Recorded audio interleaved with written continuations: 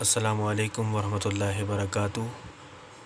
ہم آپ کے سامنے ماہانہ کاروان قمر کراچی جو اپنی علمی و ادبی خدمات سے عالم انسانیت کو فیضیاب کر رہا ہے، یہ رسالہ انجمن قمر الاسلام سلیمانیہ کی طرف سے شائع کردہ علمی و ادبی جریدہ ہے۔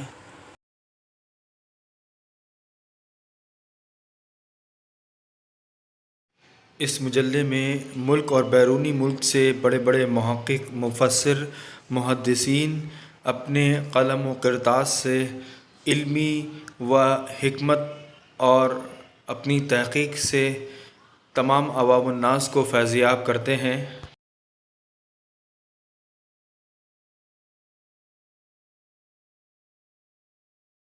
ماہانہ قمر الاسلام کے بانی سید ابوالحسن شاہ منظور حمدانی علیہ رحمۃ الباری ہیں۔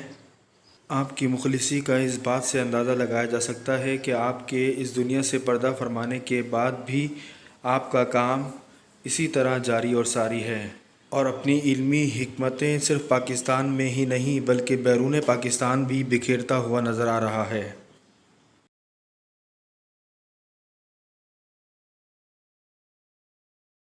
آج ہم آپ کے سامنے ماہانہ کاروان قمر الاسلام سے ایک مضمون جو جون 2022 میں شائع ہوا پیش کریں گے۔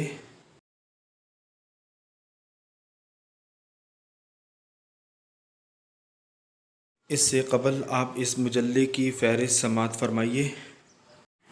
حسن ترتیب: حمد رب جلیل، نعت حبیب باری، اداریہ نوجوان نسل کو فتنہ قادیانیت سے بچا لیجیے، دعا کی دستک سے باب فضل کا کھلنا، پیر احمد ثقلین حیدر، صفحہ نمبر 9۔ موسم حج کی چند یادیں، مولانا کوثر نیازی، صفحہ نمبر 13۔ فلسفہ قربانی اور فضائل قربانی، علامہ محمد شہزاد قادری ترابی، صفحہ نمبر 19۔ جنت البقیع کا مختصر تعارف، حاجی فقیر محمد سومرو، صفحہ نمبر 27۔ اسلاموفوبیا، ڈاکٹر حبیب الرحمان، ڈائریکٹر جنرل سیرت ریسرچ سینٹر کراچی، صفحہ نمبر 31۔ اسلام اور پاکستان کے سچے شیدائی، مجاہد ملت، مولانا محمد عبدالستار خان نیازی، علامہ محمد عبدالحکیم شرف قادری، صفحہ نمبر 38۔ مجاہد ملت مولانا عبدالستار خان نیازی، پروفیسر ڈاکٹر محمد صدیق خان قادری، صفحہ نمبر 44۔ سودی نظام کا خاتمہ، محمد رضا پوناوالا، صفحہ نمبر 51۔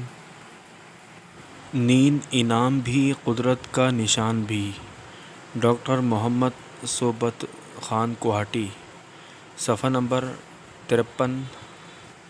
یہ کائنات، واصف علی واصف، صفحہ نمبر 49۔ فنا فی الرسول، بابا جی غلام رسول، صوفی محمد مقصود حسین اویسی، صفحہ نمبر 65۔ ارتحالات ادارہ، صفحہ نمبر 70۔ تبصرہ کتب ادارہ، صفحہ نمبر 77۔ یہاں پر اس فہرست کا اختتام ہوا۔ اب ہم آپ کے سامنے اسی رسالے سے ایک مضمون، دعا کی دستک سے باب فضل کا کھلنا، یقین، رغبت، خوف، وحشت کا ہونا ضروری، اس کے مصنف ہیں پیر احمد ثقلین حیدر۔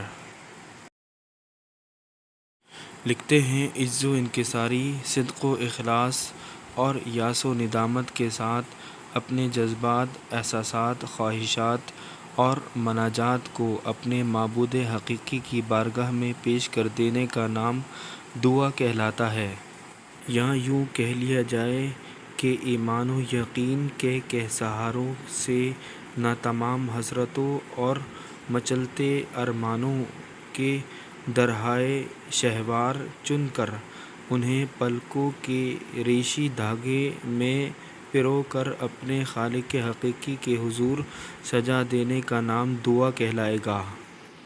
یہ کائنات ہست و بود جو حوادث تغیرات، فکر و آلام، انقلابات و تبدلات اور آثار و آلام کا گھر ہے،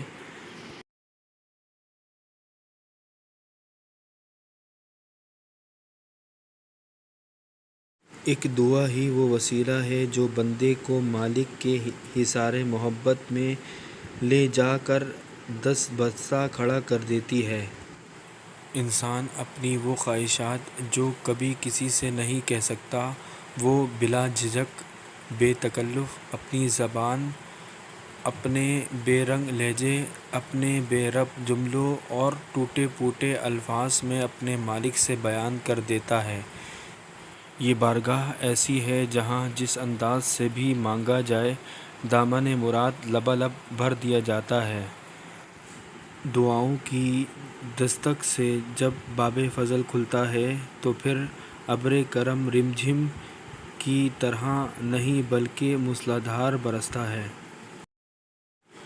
ضرورت مند اگر کسی دولت مند کے آگے دست سوال دراز کرے تو اس کو دو صورتوں کا سامنا کرنا پڑتا ہے، یا اسے نواز دیا جاتا ہے یا ٹال دیا جاتا ہے۔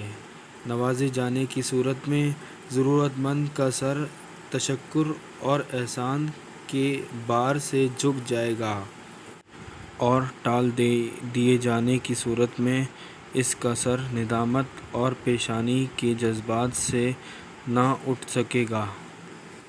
مگر وہ ذات ایسی ہے جو نہ جھڑک دے گی نہ برا مانے گی۔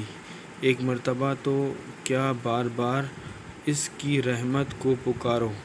انسان جب قلب و روح کو اس کی رحمت کی جانب متوجہ کر لیتا ہے، ہاتھوں کو اس کی بارگاہ میں اٹھا لیتا ہے، سر کو جھکا کر دامن مراد کو کشکول بنا لیتا ہے، کاسہ دل کو یقین کی دولت سے بھر لیتا ہے، پھر نینوں کے کٹورے آنسوؤں سے بھر جاتے ہیں، اور پھر یہی آنسو اس کی سفارشی اور دعا کی قبولیت کے ضامن بن جاتے ہیں۔ پھر ناممکن کام بھی ممکن ہو جاتا ہے۔ زمانے کی رفتار انسان کے آگے تھم جاتی ہے، گردش روزگار رک جاتی ہے، آفات سماوی اور بلیات ارضی اپنا رخ تبدیل کر لیتی ہیں۔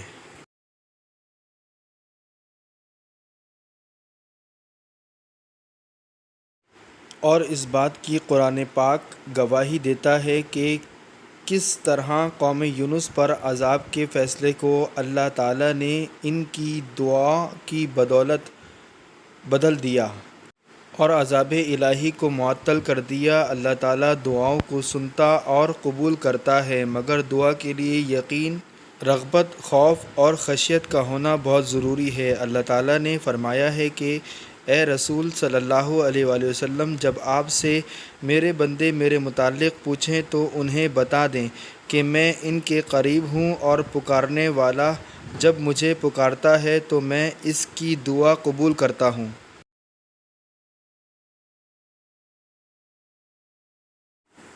غور کیا جائے تو کتنی محبت اور رغبت ان الفاظ میں پوشیدہ ہیں کہ کسی بھی جگہ کسی بھی حال میں مجھ سے مانگو گے تو میں دوں گا، میں تمہاری پکار سنوں گا۔ نبی آخر الزماں صلی اللہ علیہ وآلہ وسلم نے دعا کے متعلق ارشاد فرمایا، مومن کا ہتھیار دین کا ستون اور زمین و آسمان کا نور ہے۔ اللہ تعالیٰ کے نزدیک دعا سے بڑھ کر کوئی چیز بوقت اور بوزن نہیں۔ اور پھر ارشادات دیکھیے کہ دعا مانگنا بعین ہی عبادت ہے، اور اللہ کے نزدیک دعا سے مکرم کوئی چیز نہیں۔ دعا کرنے سے گناہ معاف ہوتے ہیں۔ دعا عبادت کا مغز ہے۔ اللہ تعالیٰ دعا کرنے والوں کے ساتھ ہوتا ہے۔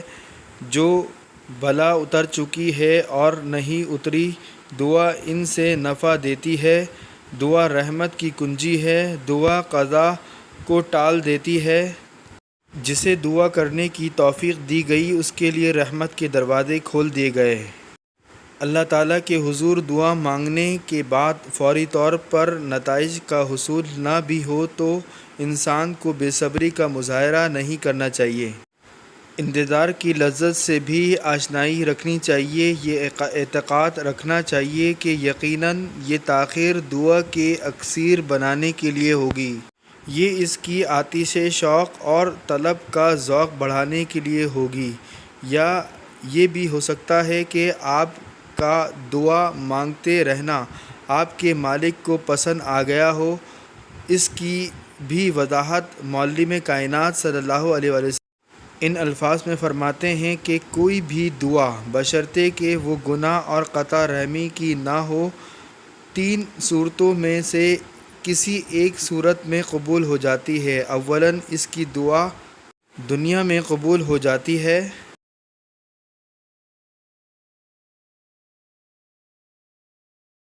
ثانیاً اس کا اجر آخرت میں عطا کر دیا جاتا ہے، ثالثاً کوئی آفت اس پر آنے سے رک جاتی ہے۔